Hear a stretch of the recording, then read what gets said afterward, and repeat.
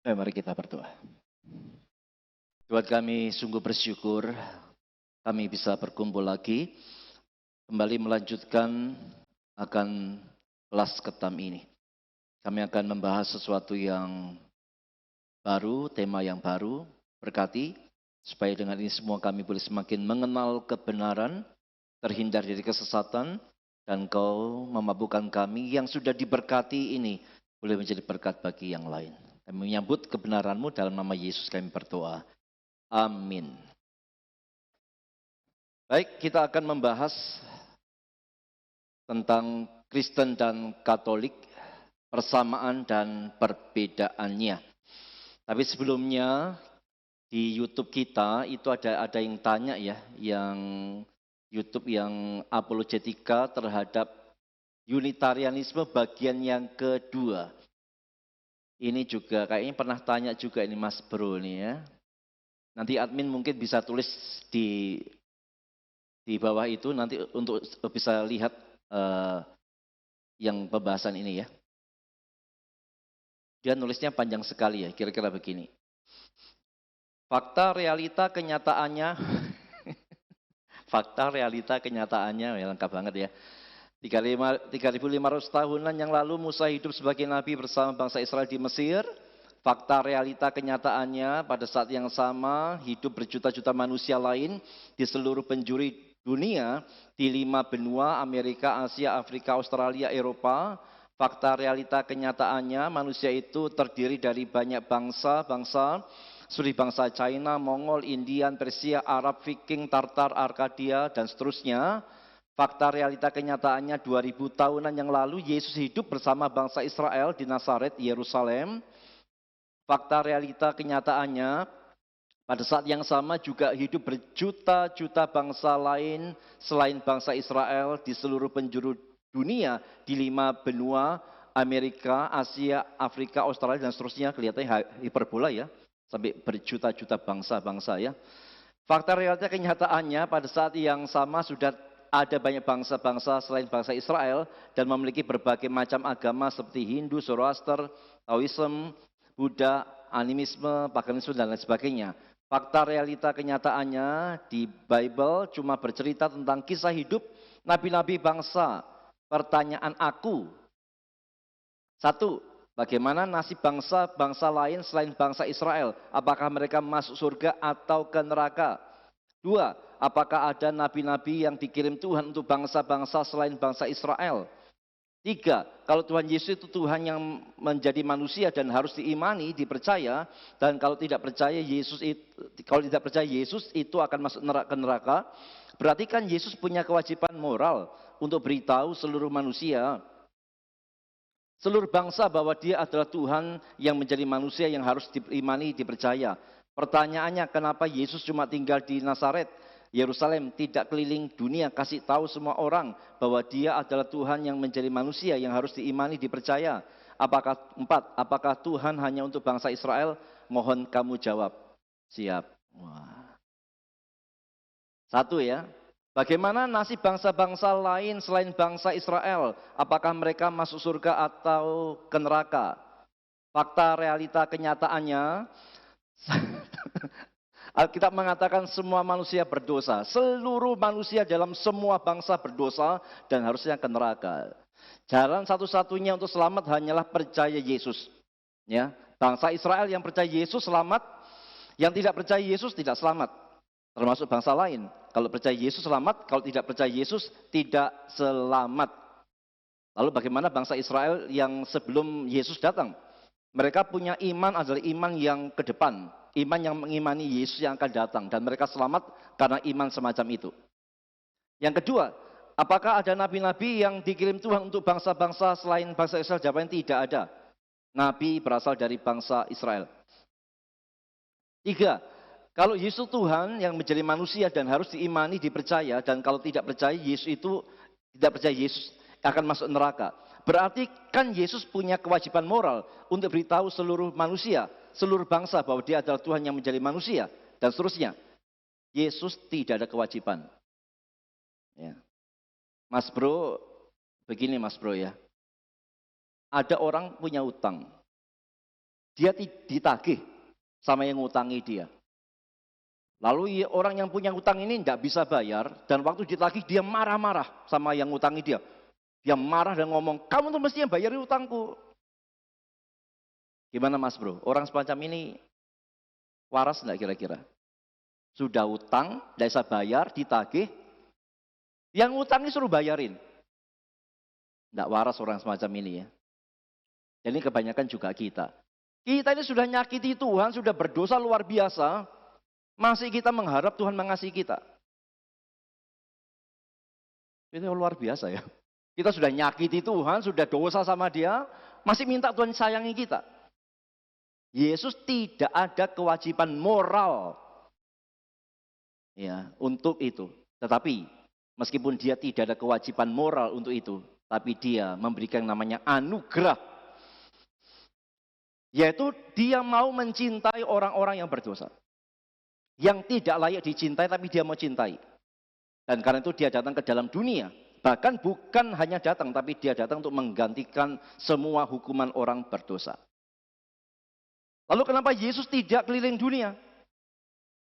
Matius 28 ayat 19 dan 20. Yesus mengutus para muridnya untuk memberitakan kabar keselamatan ini. Dan untuk Mas Bro, kalau kamu lihat YouTube ini, dengarkan Injil ini. Kabar keselamatan sekarang di depan kamu. Percayalah kepada Yesus, maka semua dosamu diampuni, engkau diselamatkan. Tapi kalau kamu tidak percaya Yesus, berarti kamu harus menanggung dosamu sendiri. Binasa selama-lamanya di neraka. Nah sekarang, betul secara teknologi, dimanapun kamu berada, ya kamu hari ini mendengar Injil. Kamu orang berdosa, kamu tidak bisa menyelamatkan dirimu, dan Yesus menyatakan kemurahannya. Percayalah kepada dia, maka kamu akan diselamatkan. Ya. Lalu, apakah Tuhan hanya untuk bangsa Israel? Tidak, Tuhan adalah Tuhan atas seluruh semesta. Tetapi keselamatan itu memang berawal dari bangsa Israel. Dia Tuhan atas semesta ini, bukan hanya atas satu bangsa, atas semua bangsa. Tapi keselamatan memang berawal dari bangsa Israel. Roma 1 ayat 16. Sebab aku mempunyai keyakinan yang kokoh dalam Injil, karena Injil adalah kekuatan Allah yang menyelamatkan setiap orang yang percaya. Pertama-tama orang Yahudi, tetapi juga orang Yunani. Yohanes 4 ayat 22. Keselamatan datang dari bangsa Yahudi. Fakta, realita, kenyataannya, dari semua bangsa, Allah dengan belas kasihannya memilih bangsa Yahudi untuk munculnya seorang juru selamat. Bukan karena bangsa Yahudi lebih baik dari orang lain, bukan. Mereka bangsa yang kecil, tapi mereka mendapatkan kasih karunia untuk nantinya diturunkan Mesias dari bangsa itu. Kiranya Mas Bro paham, dan kiranya Mas Bro mau percaya sungguh-sungguh menerima anugerah Tuhan, menerima keselamatannya. Tuhan memberkati. Oke, sekarang kita akan membahas Kristen dan Katolik. Apa sih pentingnya kita bahas ini? Karena saya pikir pandangan kekristenan tentang Katolik itu beraneka ragam ya, beraneka ragam. Ada yang mengatakan seiman, ada yang mengatakan tidak seiman, ada yang mengatakan sesat, ada yang masih mengatakan saudara seiman, atau salah sih tapi bukan sesat, dan segala macam. Nah dari semua pandangan ini, nanti kita akan, dari semua pembelajaran kita akan bisa simpulkan ya, bagaimana kita akan memandang Katolik. Lalu apa pentingnya? Ini akan terkait bukan hanya masalah iman, tapi ini akan terkait masalah hal praktis. Misalnya, boleh enggak pacaran dengan yang Katolik? Boleh enggak nikah dengan yang Katolik? Itu akan kesana pada akhirnya, gitu. Sehingga kita perlu memahami ini dengan sangat baik sekali. Sehingga kita bisa memutuskan sesuatu yang benar dari banyak pilihan yang akan kita hadapi ke depan. Cuma kalau ingin mengatakan bahwa Kristen dan Katolik itu seiman, lalu kenapa KTP-nya beda? Apakah pemerintah salah nih? Kalau memang seiman kan satu aja tuh. Tapi ternyata dibedakan kan? Kristen, Katolik. Jadi untuk ngomong seiman, ya faktanya, fakta, realita, kenyataannya dipisahkan kok. Kedua agama ini. Kalau begitu apakah ini benar-benar berbeda total? Nah sekarang kita akan lihat persamaannya. Namun sebelum lihat persamaannya begini. Mana sih yang duluan muncul? Katolik atau Kristen? Ayo, mana yang lebih duluan ada? Katolik atau Kristen?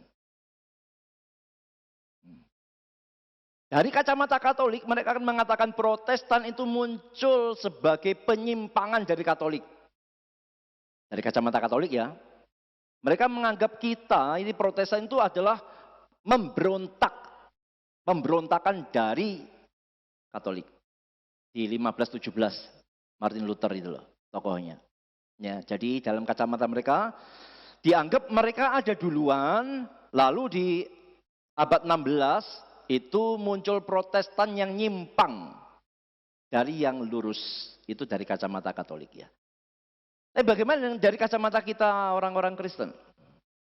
Kita sangat berbeda sekali. Kita lihat bagian ini. Klik ya. Dalam Kisah Rasul pasal 11 ayat 26. Di sana dikatakan apa? Mereka tinggal bersama-sama dengan jemaat itu 1 tahun lamanya sambil mengajar banyak orang. Di Antiochialah murid-murid itu untuk pertama kalinya disebut Kristen atau pengikut Kristus atau Kristus-Kristus kecil. Jadi di Antiochialah pertama kali murid-murid Kristus disebut sebagai Kristen. Di abad 1, 2, 3. Kekristenan itu bisa dikatakan secara umum itu murni sekali. Meskipun di 3 abad pertama itu penganiayaan luar biasa. Kesukaran luar biasa. Tapi kekristenan secara umum itu murni. Meskipun tetap ada bidat-bidatnya ya. Tapi secara umum masih terjaga. Nanti pada abad yang keempat, ketika Kaisar Konstantin menjadi Kristen, maka dia memerintahkan semua daerah wilayah kekuasaannya, semua orang harus juga Kristen. Ini satu perubahan yang luar biasa ya. Awalnya kekristenan ditindas, sekarang kekristenan menjadi agama negara. Suka tidak suka orang jadi Kristen. Lihat hal ini, biasanya orang mengatakan, puji Tuhan ya, puji Tuhan, kita tidak ditindas, puji Tuhan, kekristenan sekarang mayoritas, mungkin sudah 99,99% orang Kristen semua, puji Tuhan. Tapi tidak begitu sebenarnya. Apa yang terjadi? Pada waktu orang dipaksa, dalam tanda kutip dipaksa masuk Kristen, mereka itu masuk Kristen bukan karena ngerti kenapa masuk Kristen. Mereka beragama Kristen bukan karena kenal siapa Yesus, tapi karena paksaan negara. Karena itulah mereka berubah dalam tanda kutip KTP-nya, tetapi hatinya tidak berubah. Hatinya tetap di kepercayaan yang lama. Bisa bayangkan, KTP-nya berubah, tapi hatinya tidak berubah, pemikiran tidak berubah. Artinya, mereka membawa kepercayaan mereka yang lama masuk ke dalam gereja.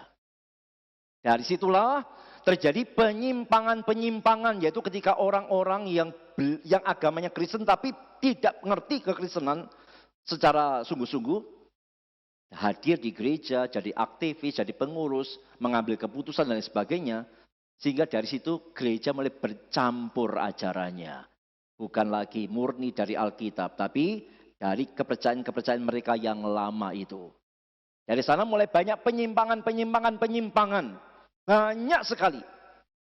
Ya, di tahun 445 Masehi Kaisar Valentinian memutuskan semua bishop harus tunduk kepada bishop di Roma.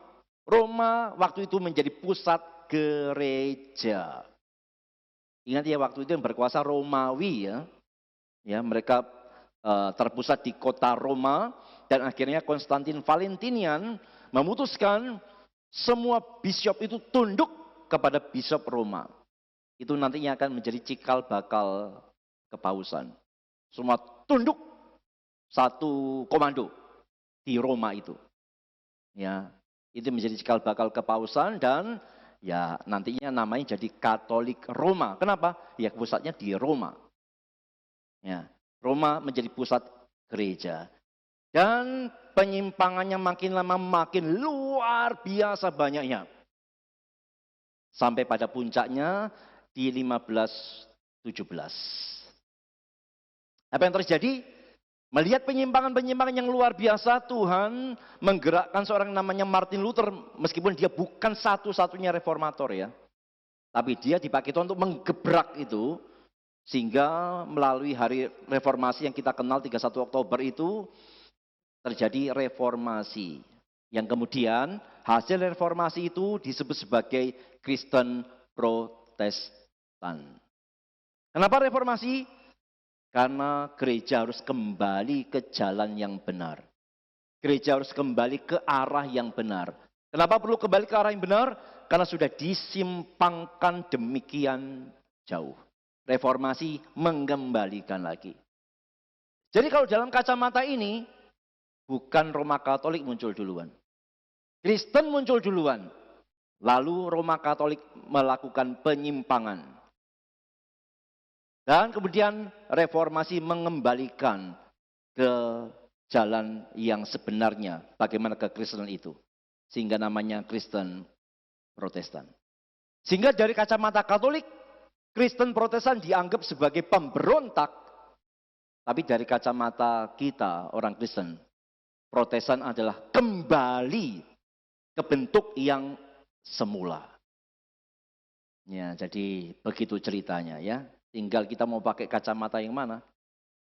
Ya tentunya kalau kita mau fair, mau jujur, ya kacamata kekristenan ini sesuai dengan apa yang tercatat dalam Alkitab, dengan apa yang terjadi di dalam sejarah. Jadi kekristenan muncul lebih dulu. Ya. Seperti yang dikatakan oleh Loren Butner. Orang Roma Katolik sering mencoba untuk menggambarkan Protestanisme sebagai sesuatu yang baru, yang berasal mula dengan Martin Luther dan John Calvin pada abad yang ke-16. Protestanisme yang muncul pada abad yang ke-16 bukanlah permulaan dari sesuatu yang baru, tetapi pengembalian kepada kekristenan Alkitab dan pada kesederhanaan gereja rasuli, dari mana gereja Roma sudah sejak lama menyimpang. Karena itu Protestanisme bukanlah suatu agama baru, tetapi suatu pengembalian pada iman dari gereja mula-mula.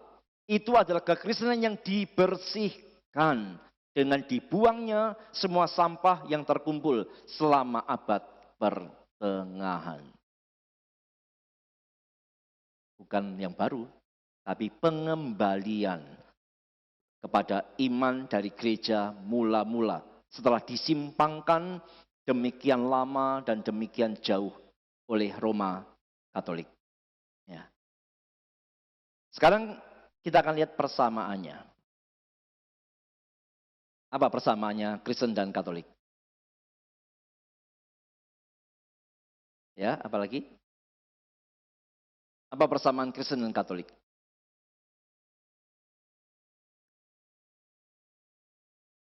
Yang pertama, percaya Tritunggal ya. Katolik sangat mempercayai Allah Tritunggal. Satu hakikat, tiga pribadi. Persis sama dengan apa yang kita percaya. Tentang Tritunggalnya sama. Ini klaim Katolik tentang Tritunggal. Tritunggal adalah satu. Kita tidak mengakui tiga Allah, tetapi satu Allah dalam tiga pribadi. Tritunggal yang sehakikat. Ya, jadi bukan tiga Allah seperti yang kita akui ya. Ketiga pribadi ilahi berbeda secara real satu dengan yang lain. Allah yang satu bukanlah seakan-akan sendirian. Bapa, Putra, Roh Kudus bukanlah hanya nama-nama yang menyatakan cara-cara berada berbeda dari hakikat ilahi. Karena mereka secara real berbeda satu dengan yang lain. Bapa tidak sama dengan Putra, Putra tidak sama dengan Bapa, Roh Kudus tidak sama dengan Bapa dan Putra. sama. Doktrin Tritunggalnya sama dengan Kristen. Lalu apalagi yang sama? Doktrin Kristusnya juga sama. Sama-sama mengakui Dwinatur Kristus. Allah sepenuhnya dan manusia sepenuhnya. Allah yang menjadi manusia tanpa kehilangan keilahiannya dan seterusnya. Ya, sama juga di dalam mengakui karya Kristus. Lahir, karena itu Katolik rayain Natal, kita rayain Natal juga ya. Kematian, kita memperingati Jumat Agung, Katolik juga memperingati Jumat Agung. Kebangkitan, sama, kita rayakan Paskah, Katolik juga rayakan Paskah. Kenaikan sama, penantian kedatangan kedua juga sama. Jadi dari Tritunggal sama, dari Kristusnya secara umum sama. Lalu apalagi samanya? Tempat ibadahnya sama-sama namanya gereja.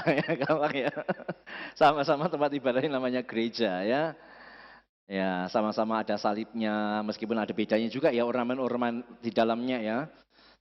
Ibadahnya hari Minggu sama ada lagunya meskipun beda lagunya, tapi tetap sama ada lagunya, sama ada doanya meskipun ada juga beda doanya ya dan lain sebagainya ya. Jadi dari hal ini kita lihat sama nih. Kalau begitu apa bedanya? Kira-kira sama dengan bedanya ini banyakan mana? Banyak persamanya atau banyak perbedaannya?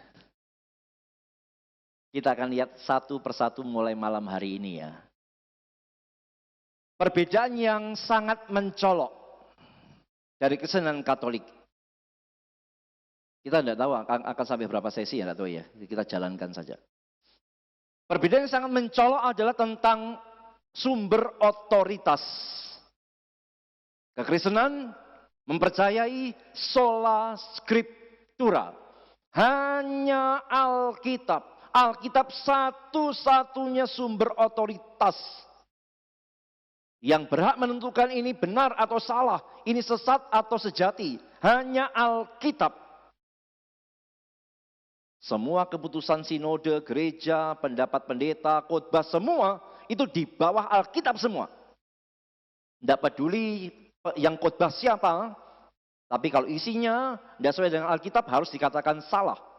Itu sola scriptura. Tapi Katolik tidak mempercayai sola scriptura. Mereka punya 3 pilar penentu kebenaran. Yang pertama memang kitab suci. Tapi ada yang namanya tradisi suci. Dan ada yang namanya magisterium. Ini 3 pilar yang sama-sama kuatnya. Jadi ini semua sederajat semua ya. Kitab suci, tradisi suci, dan magisterium. Ini semua sederajat. Karena itulah mereka menentang sola scriptura. Tidak hanya Alkitab loh. Tradisi suci, magisterium, ini juga penentu kebenaran. Dan kalau kita lihat kitab sucinya, itu juga ada beda ya, kita semua sudah tahu ya. Kitab suci Katolik tentu ada perjanjian lama, kejadian sampai Maliaki. Tentu ada perjanjian baru, Matius sampai Wahyu. Tetapi mereka juga punya yang namanya Deuterokanonika. Kanon yang kedua. Yang isinya ada Tobit, Yudit, kebijaksanaan Salomo, Sirak, Baruk, 1 dan 2 Makabe, serta tambahan pada Esther dan Daniel. Karena itu kalau ke toko buku, ya Alkitabnya Katolik lebih tebal dari Alkitabnya Kristen. Ya jadi waktu ngomong kitab suci, ya Alkitab. Tapi isinya tetap masih ada bedanya. Lalu apa yang mereka sebut sebagai tradisi suci? Yang sederajat dengan Alkitab. Kalau kekristenan, semua tradisi di bawah Alkitab. Tapi kalau Katolik, tradisi suci itu sejajar, sederajat dengan Alkitab. Meskipun pada prakteknya, mereka seringkali menempatkan tradisi di atas Alkitab. Apa sih yang termasuk tradisi suci bagi orang Katolik? Yang pertama adalah doktrin-doktrin yang diajarkan gereja Katolik melalui konsili-konsili. Jadi sidang-sidang gereja rapat merumuskan doktrin, Dan itu harus diakui sejajar dengan Alkitab. Kalau kita enggak ya, sidang gereja mau berapa banyak pun gereja, lalu menghasilkan sebuah rumusan doktrin. Tapi ternyata rumusan doktrin itu ternyata kita jumpai bertentangan dengan Alkitab. Kita harus ngomong, itu salah, harus diubah. Kalau Katolik enggak. Hasil sidang gereja, hasil konsili, rumusan doktrinnya mesti ditempatkan sejajar dengan Alkitab. Apalagi termasuk tradisi suci. Doktrin atau ajaran yang diajarkan oleh Bapak Paus selaku penerus Rasul Petrus. Nanti kita akan bahas sedikit ya, apakah benar Petrus itu Paus yang pertama lalu diikuti Paus kedua dan seterusnya ya. Jadi ajaran yang diajarkan oleh Paus ya, yang kemudian lalu diajarkan oleh para uskup dalam kesatuan dengan Paus, itu dianggap sejajar dengan Alkitab. Ya, ajaran Paus kira-kira begitu ya. Lalu yang ketiga yang termasuk tradisi suci adalah tulisan pengajaran dari para bapak gereja dan para orang kudus, santo santa, yang sesuai dengan pengajaran magisterium. Itu pun dianggap sebagai tradisi suci yang sejajar dengan kitab suci. Katekismus gereja Katolik itu merupakan tradisi suci dan itu sejajar dengan kitab suci. Liturgi dan sakramen-sakramen. Ya. Kekristenan itu sebenarnya tidak anti tradisi ya. Karena tidak mungkin kekristenan itu tanpa tradisi. Kita tetap ada tradisi, namanya ada tradisi reform dan segala macam ya. Kita tidak anti tradisi, tapi menempatkannya itu yang beda. Kita menempatkan semua tradisi gereja di bawah kitab suci. Tapi kalau Katolik tidak, itu sejajar dengan kitab suci. Lalu apa itu magisterium? Magisterium adalah wewenang mengajar gereja yang terdiri dari Bapak Paus yang mereka klaim sebagai pengganti Petrus dan juga para uskup sebagai pengganti para rasul. Jadi Katolik itu memang membedakan Petrus dengan rasul-rasul yang lain ya. Mereka itu meninggikan Petrus demikian rupa ya. Dan dianggap rasul-rasul lain itu ada di bawahnya. Sehingga dibedakan kalau Paus itu dianggap sebagai penggantinya Petrus, sebagai Paus pertama. Lalu para uskup itu dianggap sebagai penggantinya para rasul. Jadi dalam pemikiran Katolik ya dari kalimat ini kita menjumpai berarti memang Petrus ditinggikan lebih dari para rasul yang lain. Tapi apakah itu benar nanti kita akan buktikan ya. Dalam persekutuan dengannya yang diberikan karisma tidak dapat sesat. Jadi infallible. Magisteriumnya itu infallible. Pengajaran dari Paus itu dianggap infallible. Gak bisa salah. Dan tidak boleh dianggap salah. Tidak dapat sesat oleh yaitu dalam hal pengajaran mengenai iman dan moral. Jadi kalau kepausan sudah memberikan satu declare masalah iman dan moral, maka itu infallible sifatnya ya. Maka kita ketahui bahwa sifat infalibilitas ini tidak berlaku dalam segala hal, namun hanya dalam hal iman dan moral. Itu pada saat mereka mengajarkan dengan tindakan definitif seperti yang tercantum dalam dogma dan doktrin resmi gereja Katolik. Jadi memang tidak semua perkataan Paus itu infallible ya. Tapi perkataannya dalam hal iman dan moral itu harus dianggap infallible. Tidak bisa salah. Sempurna kira-kira begitu. Karena itu disejajarkan dengan Alkitab. Kalau kita kan tidak. Perkataan hamba Tuhan yang dianggap paling terkenal sekalipun. Tetap di bawah Alkitab. Ya. Kita lanjut lagi. Dari Katekismus Gereja Katolik, KGK, yang mereka singkat KGK, nomor 82. Dengan demikian, maka gereja yang dipercayakan untuk meneruskan dan menjelaskan wahyu, menimba kepastiannya tentang segala sesuatu yang diwahyukan, bukan hanya melalui kitab suci. Perhatikan, bukan hanya melalui kitab suci. Maka dari itu, keduanya, baik tradisi maupun kitab suci, harus diterima dan dihormati dengan cita rasa kesalehan dan hormat yang sama. Ini hasil dari Konsili Vatikan II. Jadi mereka sudah membuat satu rumusan ya. Tradisi suci, tradisi gereja itu harus dihormati dengan cara yang sama menghormati kitab suci. Ya. Dengan demikian, Katolik jelas menolak sola scriptura. Di dalam katolisitas.org ya,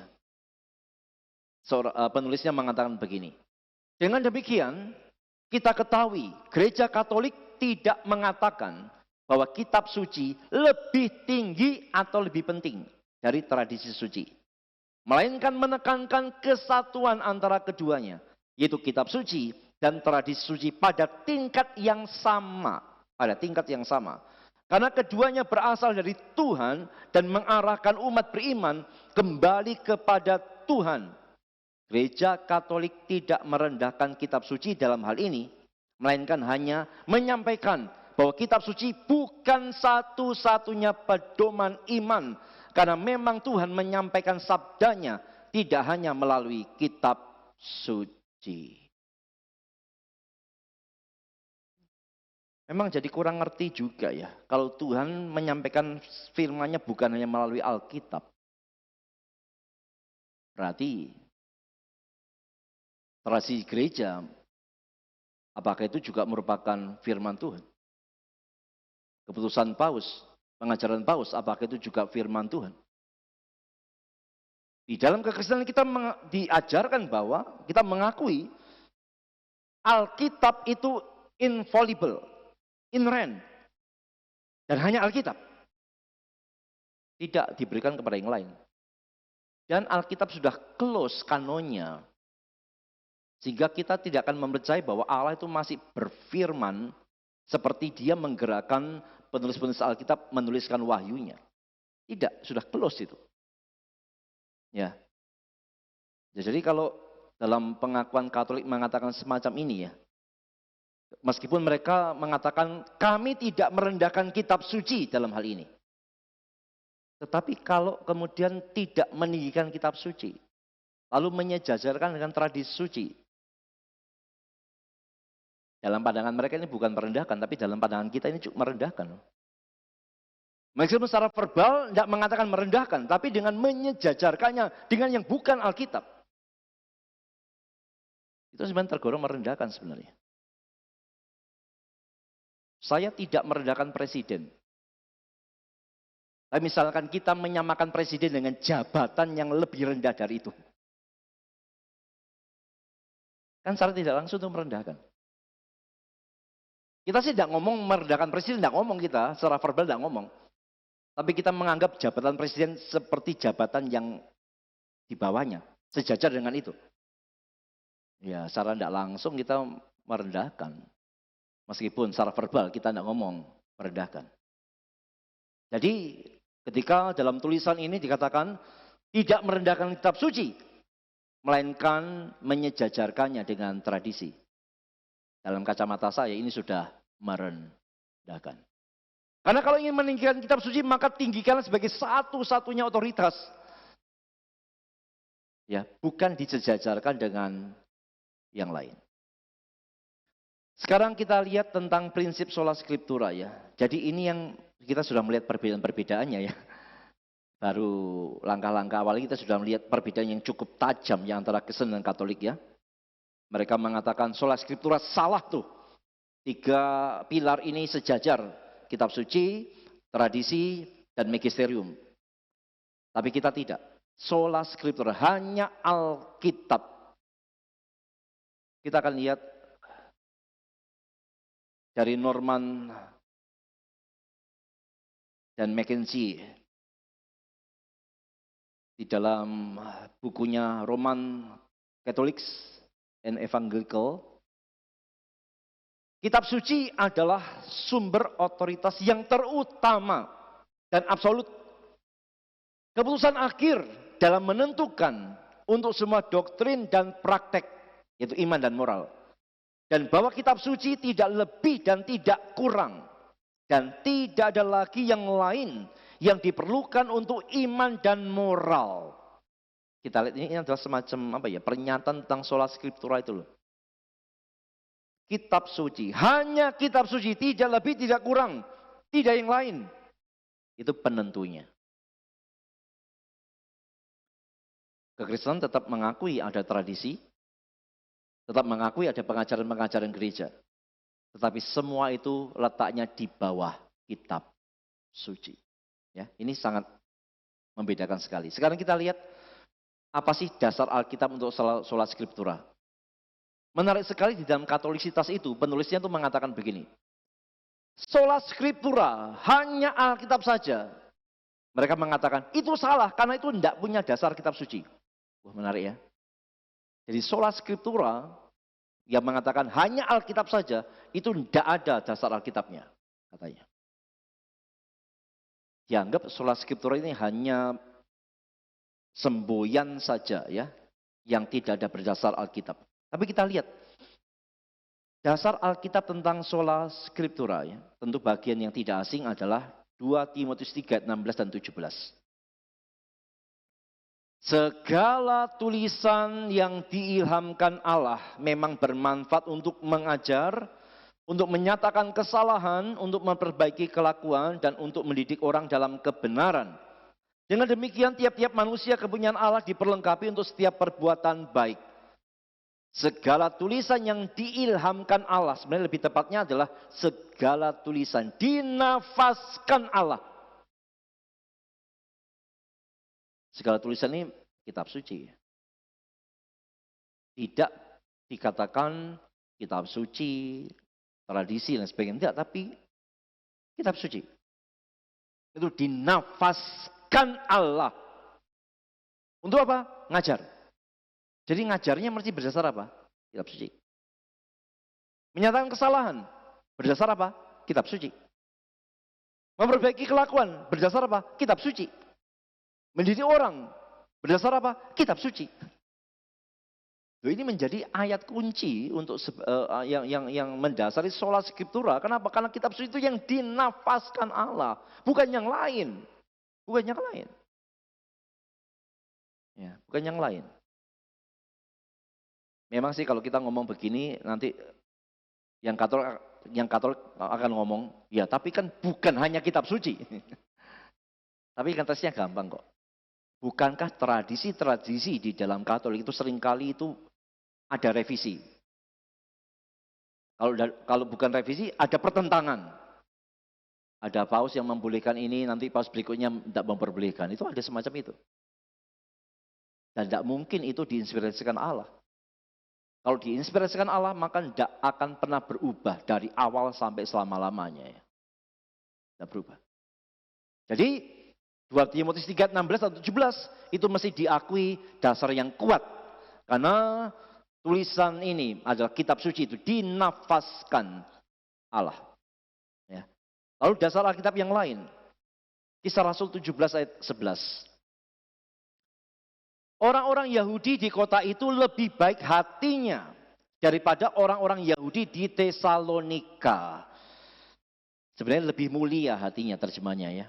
Karena mereka menerima firman itu dengan segala kerelaan hati. Dan setiap hari mereka menyelidiki kitab suci untuk mengetahui apakah semuanya itu benar demikian. Ya, perhatikannya, jadi orang-orang Yahudi itu ya yang dikatakan lebih baik daripada orang-orang Yahudi di Tesalonika itu dikatakan mereka lebih mulia. Kenapa? Karena mereka waktu menerima firman itu mereka benar-benar menyelidikinya. Ini benar atau tidak. Dan perhatikan apa yang mereka pakai untuk menyelidiki, yaitu kitab suci. Perjanjian lama mereka kembali ke situ untuk tahu ini benar tidak sih. Dan ini menjadi dasar bahwa untuk menilai semua pengajaran, untuk menilai semua klaim, untuk menilai semua pendapat, itu harus diselidiki dari Alkitab, benar atau salahnya. Ayat ini menuntun kepada sola scriptura. Dan ini terjadi. Kemudian dari dalam Matius 15 ayat 3. Mengapa kamu pun melanggar perintah Allah demi adat istiadat nenek moyangmu? Yesus ngomong, ada perintah Allah, firman Tuhan, kitab suci, ada adat istiadat, tradisi. Dan orang-orang Farisi ahli Taurat, mereka kedapatan mereka melanggar kitab suci demi adat istiadat mereka sendiri, dan itu ditegur oleh Yesus. Berarti dalam hal ini Yesus itu sedang menyamakan tradisi dengan kitab suci atau menempatkan kitab suci di atas tradisi. Jelas. Sini itu menempatkan kitab suci di atas segala tradisi. Memang waktu mengomentari hal ini, ya, yang Katolik bisa mengatakan kan tidak semua tradisi salah. Loh, betul, betul. Tidak semua tradisi salah, tapi semua tradisi harus di bawah kitab suci, itu rumusannya begitu. Memang Alkitab, memang ayat ini tidak mengatakan semua tradisi salah, tapi ayat ini mengajar semua tradisi harus di bawah kitab suci, termasuk tradisi gereja harus di bawah kitab suci. Ya, ini adalah beberapa dasar yang kuat ya untuk mengklaim bahwa sola scriptura itu benar adanya.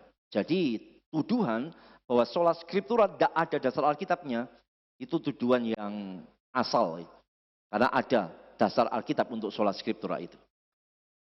Dari Miller G. Erickson, bila Alkitab dijadikan sumber utama dari pemahaman teologis kita, maka kita tidak mengesampingkan semua sumber lainnya sama sekali. Tidak kok, kita tidak kesampingkan. Akan tetapi sumber-sumber masukan lainnya itu tidaklah sepenting Alkitab.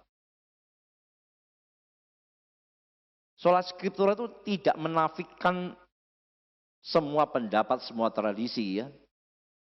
Tapi menempatkan Alkitab sebagai yang paling penting, yang paling tinggi. Semua harus ada di bawahnya. Dari perbedaan inilah timbul pengajaran-pengajaran yang sangat kontras ya. Dari dalam kekristenan versus Katolik ya. Karena sumbernya sudah beda, pegangannya sudah beda, maka outputnya pasti beda. Kekristenan sola scriptura, hanya Alkitab. Yang Katolik Alkitab plus tradisi plus magisterium. Maka muncullah purgatori, muncullah yang namanya nanti kalau kita pelajari tentang Maria yang suci, Maria yang perawan abadi. Semua itu dari mana? Tidak dari kitab suci. Tapi dari mana? Dari tradisi dan magisterium. Kenapa ya? Karena mereka menyejajarkan kitab suci, tradisi, magisterium. Sehingga kalaupun tidak ada ayat Alkitabnya, mereka pegang, loh kami kan ini ada hasil sidang gereja, ini ada pengajaran pausnya. Dan dianggap itu pasti benar. Jadi perbedaan yang pertama ini, itu akan mempengaruhi, akan menghasilkan perbedaan-perbedaan yang sangat banyak sekali. Antara Kristen dan Katolik. Karena tadi pegangan sumbernya sudah beda. Kita hanya kitab suci. Semua ajaran yang di luar kitab suci kita mesti salahkan. Tapi kalau Katolik tidak. Tidak hanya kitab suci. Kami punya tradisi, kami punya magisterium. Itu sejajar dengan kitab suci. Maka kalaupun ajarannya tidak dari kitab suci, bagi mereka tidak terlalu masalah. Kalau itu dihasilkan dari tradisi gereja atau magisterium. Karena itu tidak heran ya, Katolik itu mempertahankan doktrin yang tidak ada dasar Alkitabnya secara mati-matian. Kita tidak heran lagi, ya karena mereka tadi sumber atau fondasi kebenarannya sudah berbeda, bukan sola scriptura. Ya. Sekarang masuk ke Deuterokanonika. Ini sudah pernah kita bahas, tapi kita coba refresh sebentar ya. Ini yang juga membedakan antara kita dengan Katolik ya. Kalau Katolik mengakui Deuterokanonika itu sebagai kitab suci. Ya, diinspirasikan oleh Tuhan. Tapi kalau kita Kristen tidak. Deuterokanonika itu bukan kitab suci. Ini sudah beda lagi ya.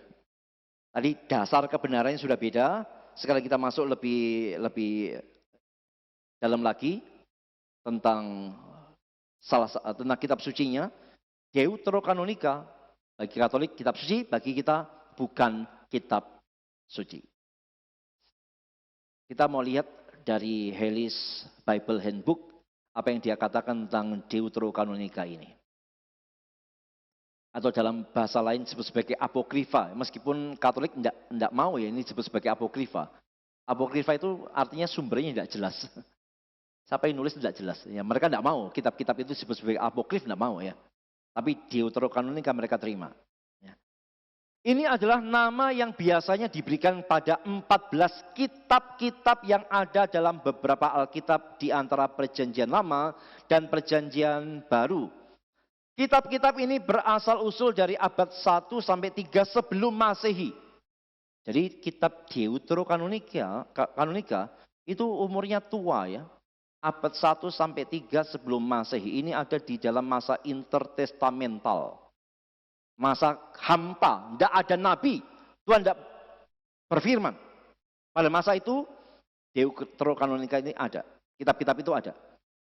Kebanyakan dari pengarang yang tidak pasti dan ditambahkan pada Septuaginta. Septuaginta itu apa? Yaitu terjemahan Perjanjian Lama dari bahasa Ibrani kepada bahasa Yunani. Itu Septuaginta. Jadi waktu Septuaginta itu dibuat, Deuterokanonikanya itu ditambahkan ke Septuaginta. Septuaginta kan berarti kitab Kejadian sampai Maleaki dalam bahasa Ibrani yang ditulis kemudian dalam bahasa Yunani. Tapi waktu nulis itu kemudian ditambahkanlah 14 kitab Deuterokanonika itu. Kitab-kitab itu tidak ada dalam Perjanjian Lama bahasa Ibrani. Tidak ada. Kitab-kitab itu ditulis setelah nubuat firman dan wahyu langsung Perjanjian Lama telah berhenti. Ya. Berikutnya, Yosefus menolak kitab-kitab itu, yaitu Deuterokanonika itu secara keseluruhan. 14-nya ditolak semuanya oleh Yosefus, tokoh Yahudi ya. Kitab-kitab itu tidak pernah diakui oleh orang-orang Yahudi sebagai bagian dari kitab suci Ibrani.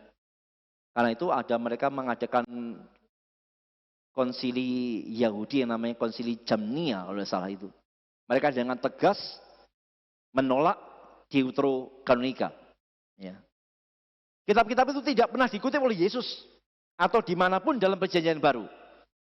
Kitab-kitab itu tidak diakui oleh gereja mula-mula sebagai mempunyai otoritas kanonikal ataupun sebagai mempunyai ilham ilahi. Ini kata-kata dari Hellis Bible Handbook ya. Jadi sedikit kita tahu di sini ya bagaimana Deuterokanonika itu muncul ya. Yaitu ketika tadi ya, pada waktu penulisan Septuaginta, Alkitab Ibrani dari PL diterjemahkan dalam bahasa Yunani. Pada waktu itu kemudian ditambahkanlah 14 kitab ini. Yang memang tidak ditulis dalam bahasa Ibrani ya. Di dalam bahasa Yunani ya, ditambahkan dalam Septuaginta itu. Ya, sehingga menimbulkan tadi itu ya banyak klaim-klaim yang tidak menerima akan hal itu. Orang-orang Protestan yang mendasarkan gerakan mereka pada otoritas ilahi dari firman Allah segera menolak kitab-kitab apokrifa ini sebagai bukan bagian dari firman Allah. Seperti yang telah dilakukan oleh gereja mula-mula dan orang-orang Ibrani kuno. Lalu gereja Roma Katolik dalam sidang gereja Trente pada tahun 1546 yang diadakan untuk menghentikan gerakan Protestan menyatakan bahwa kitab-kitab ini sebagai kanonikal dan mereka tetap ada dalam versi Alkitab Roma Katolik. Jadi memang ya, Deuterokanonika ini bukan PLPB sudah jadi baru Katolik cari-cari nambahin di tengah-tengah, bukan ya. Memang Deuterokanonika ini sudah ada. Ya bahkan sebelum Masehi, abad 1 sampai 3 tadi. Yang kemudian dimasukkan dalam Septuaginta ya. Jadi memang sudah ada lama. Tapi apa yang dituliskan oleh Hellis Bible Handbook ini penting ya. Kenapa? Karena Katolik seringkali mengatakan Protestan itu salah loh kalau menganggap kami menambahkan. Protestanlah yang mengurangi. Kami tidak nambahkan. Protestan yang ngurangin. Kalau kita tidak belajar sejarah, kita akan mengatakan, oh benar kah begitu kah? Tapi nanti kita lihat ya. Sebenarnya Katolik yang nambahkan, bukan kita yang ngurangin. Nanti kita akan lihat ya. Ini sekarang ya. Awalnya Deuterokanonika itu 14 kitab. Jadi yang ada di Septuaginta itu 14 kitab. Tapi di dalam Konsili Trente di abad 16. Ya. Kitab nomor 1, nomor 2, nomor 12 ditolak oleh sidang gereja waktu itu. Lalu nomor 9, 10, 11 dijadikan satu kitab, yaitu tambahan pada kitab Daniel.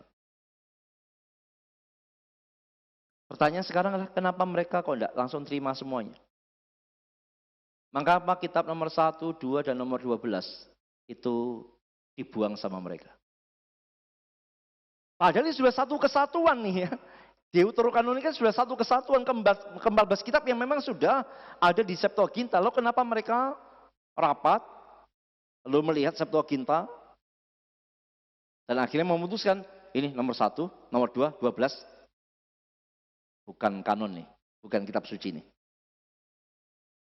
Kira-kira kenapa mereka membuang itu?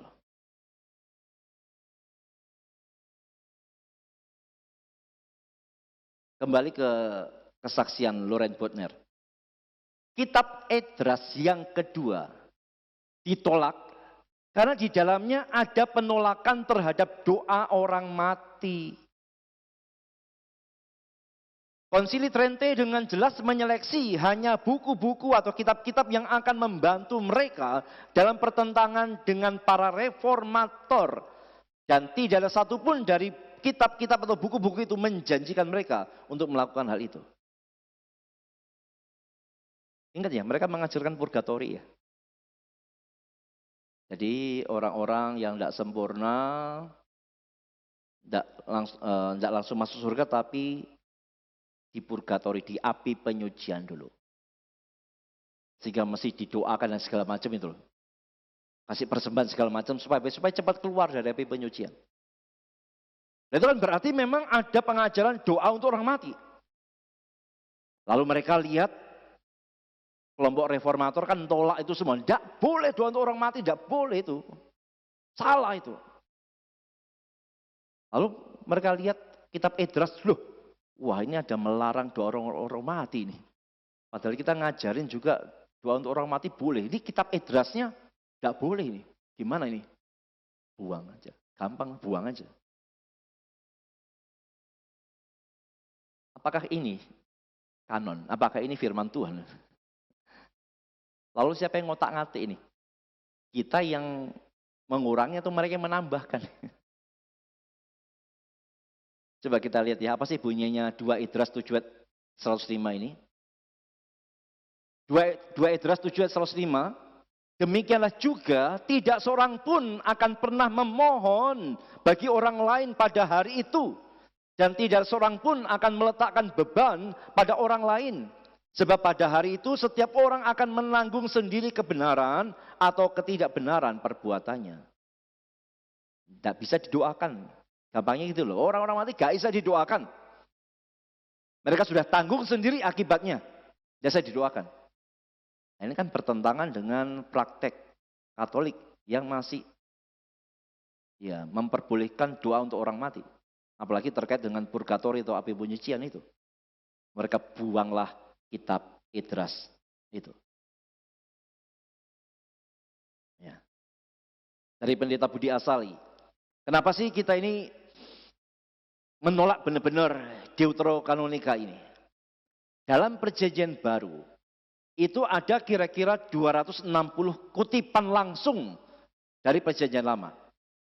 Dan juga ada kira-kira 370 penggunaan bagian-bagian Perjanjian Lama yang tidak merupakan kutipan langsung. Jadi ada ratusan ya. Sumbernya itu dari PL. Ini menunjukkan bahwa baik Yesus maupun rasul-rasul mengakui otoritas Perjanjian Lama sebagai firman Allah dan menggunakannya sebagai dasar hidup, iman, dan ajaran mereka. Tetapi baik Yesus maupun rasul-rasul tidak pernah mengutip dari kitab-kitab Deuterokanonika tersebut sebagai dasar ajaran mereka. Padahal kitab-kitab itu sudah ada pada zaman Tuhan Yesus. Ini menunjukkan bahwa mereka tidak mengakui kitab-kitab apokrif atau Deuterokanonika itu sebagai firman Allah. Waktu Yesus hidup, para rasul hidup, Septuaginta itu sudah ada. Septuaginta itu isinya ya tadi ya, PL plus Deuterokanonika, itu sudah ada. Tapi menariknya, Yesus dan para rasul tidak pernah mengutip satu kali pun dari Deuterokanonika.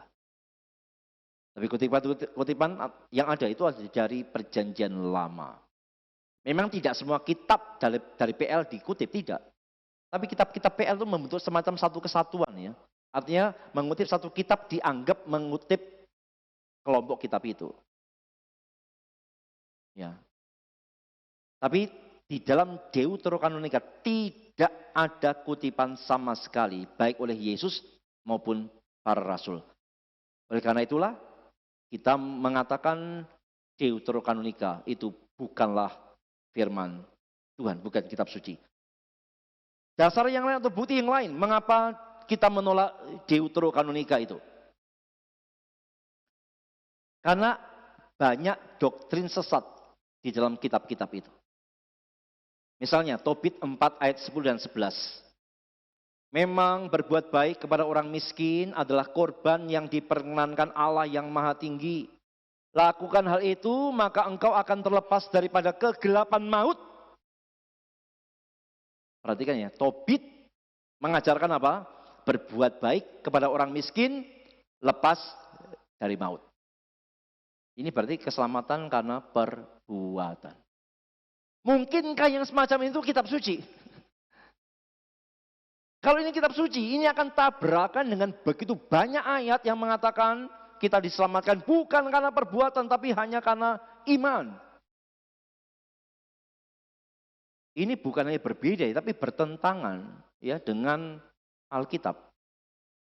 Jadi mengatakan Tobit atau Deuterokanonika sebagai Alkitab, sebagai kitab suci, itu berarti kita akan menyimpulkan Allah itu bercabang lidah dong kalau begitu. Kalau memang Deuterokanonika itu benar-benar firman Tuhan, maka kesimpulannya Allah itu bercabang lidah. Satu sisi dia ngomong, selamat hanya karena iman. Tapi satu sisi dia ngomong, selamat karena berbuat baik. Dan Allah tidak mungkin semacam itu. Allah tidak mungkin bercabang lidah. Sehingga tidak ada pilihan lain. Deuterokanonika itu pasti bukan Alkitab. Karena di dalamnya ada ajaran-ajaran yang bertentangan dengan Alkitab. Tobit 12 ayat 9. Orang yang suka memberi sedekah dibebaskan daripada maut dan dihapuskan semua dosanya. Dia akan mendapatkan umur panjang. Masa kita akan mengaku ini sebagai kitab suci? Ayatnya ngomong begini. Bukannya berbeda, ini bertentangan dengan Alkitab. Sirak 3:3. Kalau kamu menghormati bapa kamu, dosa kamu diampunkan. Ini semua kan doktrin sesat, yaitu salvation by works, keselamatan karena perbuatan baik. Ya, itu sangat ditentang oleh Alkitab ya. Lalu doktrin sesat lagi yang lain yang ada dalam Deuterokanonika, 2 Makabe 12 ayat 40 sampai 45 itu mengajarkan doa bagi orang mati untuk membebaskan mereka dari dosa, dan ini menjadi dasar purgatori mereka. Ajaran purgatori mereka tidak dapatkan dari PL, dari PB, mereka dapatkan dari 2 Makabe. Tapi karena tadi itu ya, ada kitab yang menentang doa untuk orang mati, maka kitab itu mereka buang. Masa begitu caranya? Tapi itu yang terjadi dalam sidang gereja Trente. Demi mendukung ajaran mereka yang tidak benar dasar Alkitab. Ya. Mereka memakai sumber lain di luar Alkitab, diklaim sebagai Alkitab, ternyata ada bagian yang bertentangan, mereka buang itu. Masakan begini kita harus diminta mengakui di Deuterokanonika sebagai kitab suci.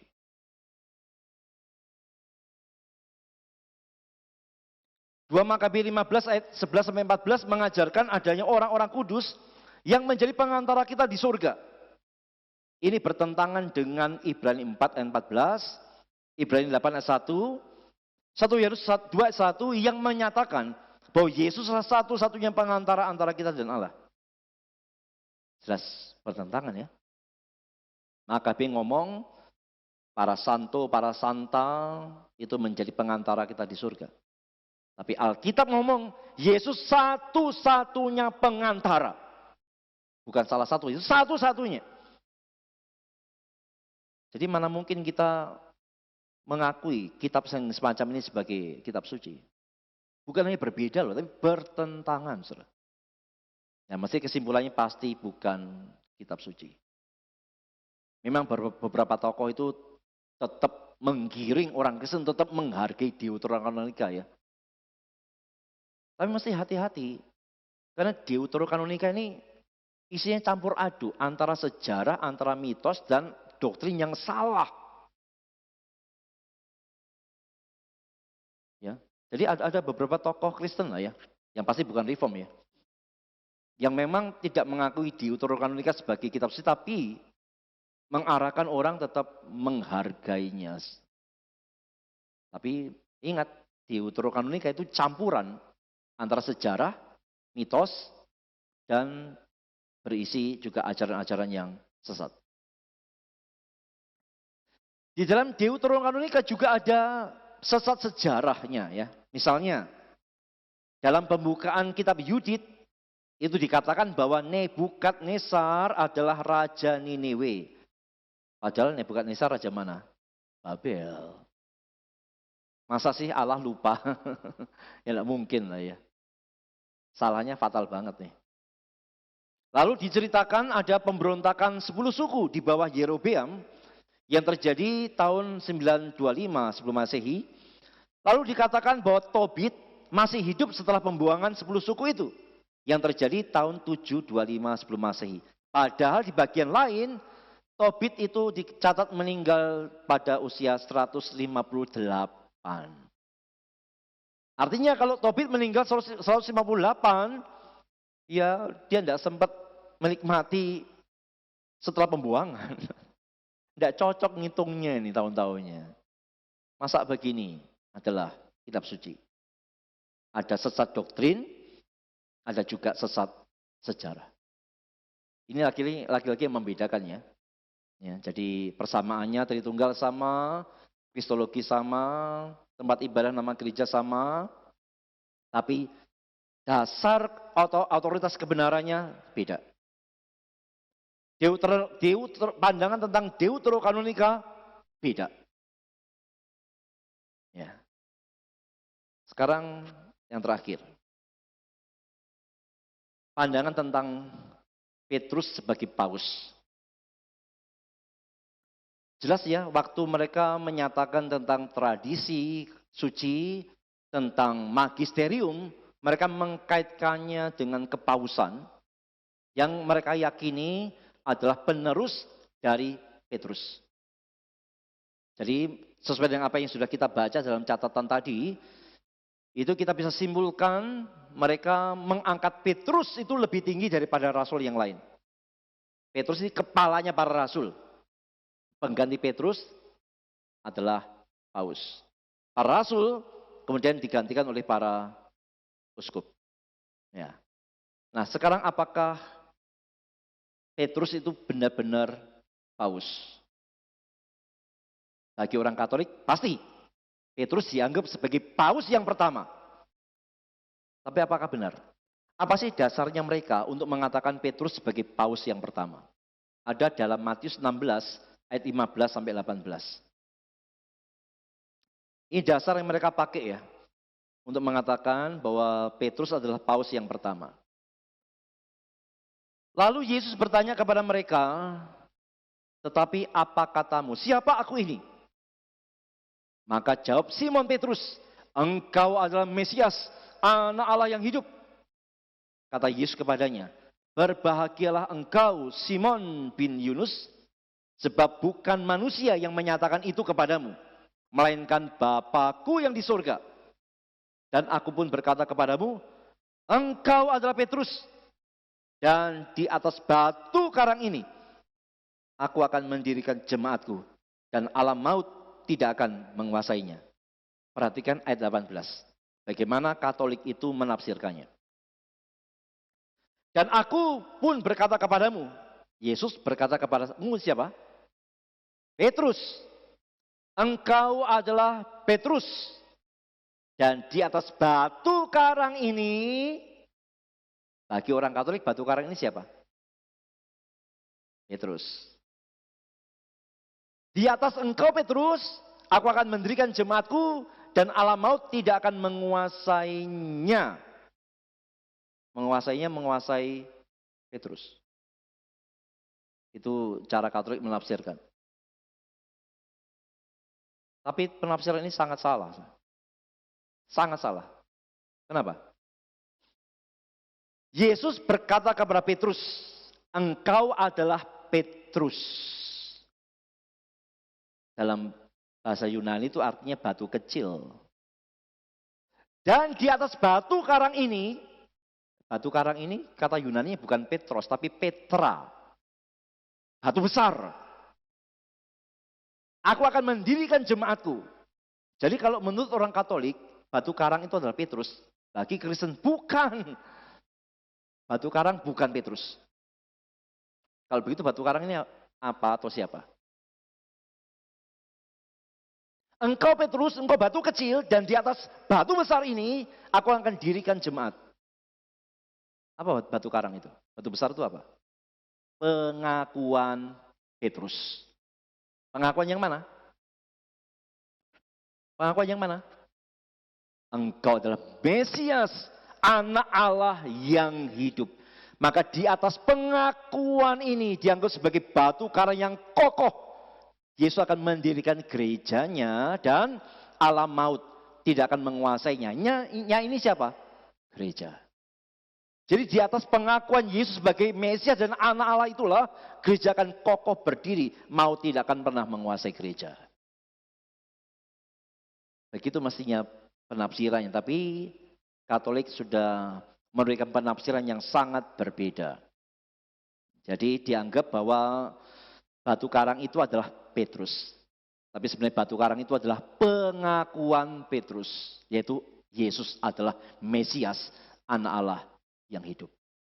Dan di atas dasar itulah, di atas kebenaran Yesus sebagai Mesias, Anak Allah yang hidup itulah gereja berdiri. Gereja kokoh adanya. Maut tidak menguasai gereja. Orang yang di dalamnya diselamatkan karena Yesus sebagai Mesias, Anak Allah yang hidup. Jadi itu latar belakang kenapa Petrus disebut sebagai paus yang pertama ya. Tapi itu lahir dari penafsiran yang salah terhadap Matius 16 ayat 18. Sekarang kita akan lihat yang lain lagi, bahwa Petrus itu tidak mungkin sebagai paus yang pertama. Fakta, realita, kenyataan, jadi saya terikut sama yang tanya tadi ya. Fakta, realita, kenyataannya, Yesus tidak pernah mengajar bahwa Petrus lebih besar dari rasul yang lain. Pernah enggak? Sepanjang perjalanan Yesus ngomong, Petrus engkau yang terbesar. Gak pernah sama sekali. Bahkan, waktu murid-murid itu ribut ya, siapa yang terbesar? Apakah Yesus jawabnya Petrus? Tidak. Yesus justru menjawab apa? Yang mau merendahkan diri, yang mau jadi pelayan, dialah yang terbesar. Telunjuknya tidak menunjuk kepada Petrus sekalipun, tidak pernah. Jadi siapa yang mau terbesar? Jadi hamba. Itu. Yesus dalam pelayanan tidak pernah menunjuk Petrus sebagai yang terbesar dari para rasul. Paulus menyejajarkan dirinya dengan Petrus. Meskipun tugasnya beda ya. Paulus itu adalah rasul untuk orang non-Yahudi, Petrus rasul untuk orang Yahudi. Tapi Paulus itu menyejajarkan dirinya dengan Petrus. Padahal Paulus ini rasul di luar 12 rasul loh. Tapi dia rasul Paulus menyejajarkan dirinya dengan Petrus. Meskipun dengan tugas yang beda. Dan pada Galatia 2:9, Paulus itu menyebut Yakobus lebih dulu dari para Petrus. Kalau benar-benar Petrus itu paus pertama, mestinya Paulus itu nyebut Petrus dulu, baru Yakobus. Tapi tidak. Paulus nyebut Yakobus, baru Petrus. Dan dalam Galatia 2:11-14, Paulus itu menegur Petrus di depan umum loh. Coba kita lihat ayatnya ya. Galatia 2:9. Dan setelah melihat kasih karunia yang dianugerahkan kepadaku, maka Yakobus, Kefas, dan Yohanes. Loh, mana Petrus? Petrus yang mana ini? Kefas. Duluan mana ini? Yakobus atau Petrus yang disebutkan? Yakobus. Kalau memang Petrus lebih tinggi daripada rasul yang lain, maka sudah seyogyanya, sesolonya, sesemarangnya, Petrus lebih dulu disebut. Tapi tidak kok. Yakobus dulu. Ini bukti bahwa memang Petrus tidak lebih tinggi daripada rasul yang lain. Dia bukan paus yang lebih tinggi daripada rasul yang lain. Bahkan Galatia 2 ayat 11-14, coba kita lihat ya bagaimana Paulus itu menegur keras Petrus. Tegurannya itu tajam, telak sekali. Tetapi waktu Kefas datang ke Antioquia, aku berterang-terang menentangnya sebab ia salah. Bayangkan, seandainya Petrus benar-benar paus, berani enggak Paulus begini? Waktu Petrus datang ke Antioquia, aku berterang-terang menentangnya sebab ia salah. Wih, ngeri nih Paulus ya. Paulus tidak akan berani begini kalau benar-benar Petrus itu paus. Tapi Paulus mengatakan dengan jujur bahwa dia menentang Petrus karena Petrus salah. Apa sih kesalahan Petrus?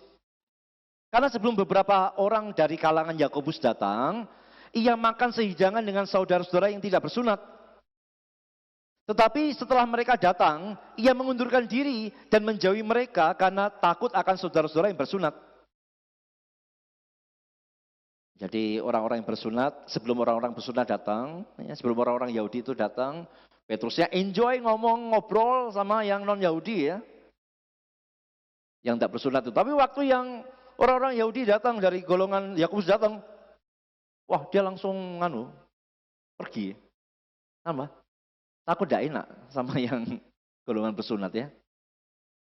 Dia langsung jauhi saudara-saudara yang tidak bersunat itu.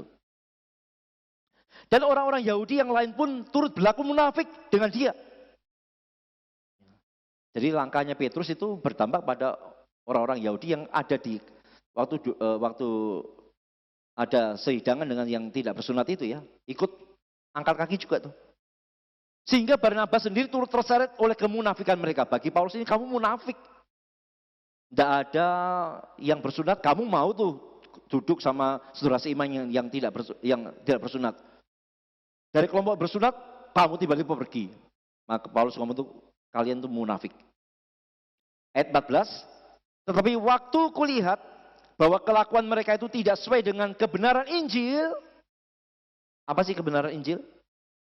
Sudah tidak ada lagi kelompok bersunat dan tidak bersunat. Semua disatukan di dalam Injil ya. Aku berkata kepada Kefas di hadapan mereka semua. Wah, Paulus negur Kefas, negur Petrus di hadapan semua orang yang hadir waktu itu. Jika engkau seorang Yahudi hidup secara kafir dan bukan secara Yahudi, bagaimanakah engkau dapat memaksa saudara-saudara yang tidak bersunat untuk hidup secara Yahudi? Pasti Paulus ngomongnya keras nih ya. Karena dia lihat kemunafikan dan dia benar-benar menentang Petrus. Bisa bayangkan tidak? Seandainya Petrus itu paus pertama. Gak mungkin Paulus berani. Tapi lihat Paulus berani menentang Petrus semacam ini. Ya ini menjadi bukti bahwa Petrus bukanlah paus pertama. Para rasul, tadi kan Yesusnya, Paulusnya, sekarang para rasul. Rasul-rasul mengutus Petrus dalam Kisah Rasul 8:14. Ini sesuatu yang tidak mungkin terjadi kalau Petrus memang adalah paus pertama yang mempunyai derajat tertinggi dari semua rasul yang lain. Kalau memang Petrus itu paus, harusnya Petrus yang ngutus para rasul yang lain kan? Tapi tidak. Kita lihat yang tercatat dalam Kisah Rasul 8:14. Ketika rasul-rasul di Yerusalem mendengar bahwa tanah Samaria telah menerima firman Allah, mereka, yaitu rasul-rasul itu mengutus Petrus dan Yohanes ke situ. Jadi tidak memungkinkan Petrus itu paus pada waktu itu ya. Dia diutus, dia bukan mengutus. Lalu dari sisi sejarahnya sekarang.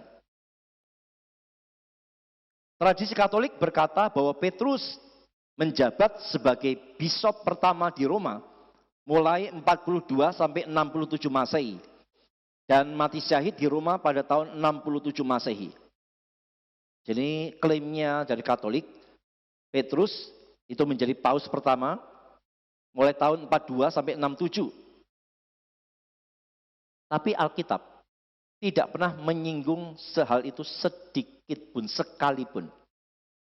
Dalam Alkitab, kata Roma itu digunakan 9 kali.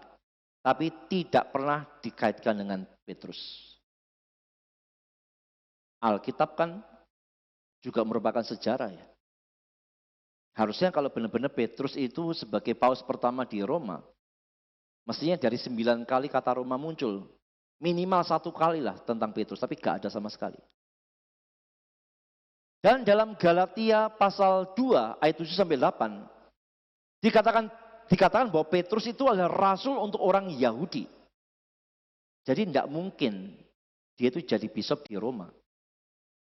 Karena Roma isinya orang-orang, bukan Yahudi.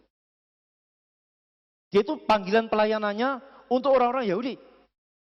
Ngapain dia di Roma? Yang minim orang Yahudi. Tidak cocok dengan panggilannya. Dan yang terakhir, Paulus dipenjarakan di Roma itu 2 tahun. Mulai 61 Masehi ya. Dan selama itu ia menulis beberapa suratnya. Jadi di penjara itu Paulus tulis surat kepada jemaat di Efesus, Filipi, Kolose, Filemon. Dan dalam surat-surat itu ia menyebut banyak nama yang bekerja dengan dia. Tapi tidak pernah menyebut nama Petrus sekalipun. Ini aneh. Kalau Petrus memang adalah paus, bisop di Roma waktu itu. Masa sih Paulus gak nyatat dia sama sekali? Paulus udah dipenjarain di Roma. Ya jadi beberapa catatan dan data Alkitab ini sukar untuk kita mengakui bahwa Petrus adalah paus pertama. Justru dengan semua data-data ini, kesimpulannya kita mesti menyimpulkan memang Petrus bukan paus yang pertama. Bukan paus sama sekali bahkan. Ya. Jadi sudah berbeda lagi ya. Jadi sumber otoritasnya sudah beda. Kita sola scriptura, Katolik itu ada 3 pilarnya tadi yang sama. Kitab suci, tradisi, magisterium. Kitab sucinya pun ternyata beda. Mereka percaya Deuterokanonika sebagai kitab suci. Kita menolak itu dengan data-data yang jelas. Dan berkenaan dengan tradisi dan magisterium, mereka mengakui Petrus sebagai paus, sebagai pemimpin tertinggi, membawai para rasul yang lain. Tapi Alkitab dengan semua datanya mengungkapkan tidak mungkin seperti itu. Jadi Katolik mengakui Petrus sebagai paus, kita tidak mengakuinya sama sekali. Ini sudah beda ya. Nah, kita akan lanjutkan masalah nantinya tentang magisterium ini pada pertemuan yang akan datang.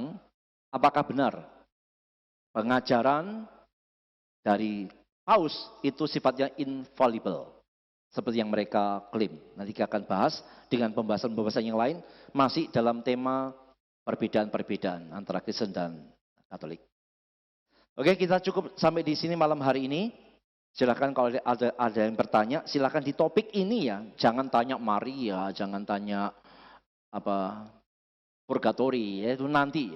Tanyalah tentang bagian Alkitab, ya, tentang bagian-bagian yang sudah kita bahas pada malam hari ini. Tuhan terima kasih Kau sudah memimpin kami dalam belajar pada malam hari ini. Kami sudah melihat ternyata meskipun ada persamaan antara Kristen dan Katolik, malam ini kami melihat ada perbedaan yang juga cukup tajam dan serius. Dan kami masih akan belajar berikutnya tentang perbedaan-perbedaan yang lain. Bila dengan belajar ini bukan menimbulkan benci atau kesombongan, tapi bila timbul rasa kasih kami. Sehingga melalui kami, dan Kau boleh menjadikan kami berkat bagi mereka semua. Terima kasih Tuhan, pimpin kami terus dalam kebenaran-Mu, dan bila kami bertumbuh di dalamnya. Ini doa kami bersyukur dan mengakhiri kelas pada malam hari. Dalam nama Yesus kami berdoa. Amin. Selamat malam, Tuhan memberkati.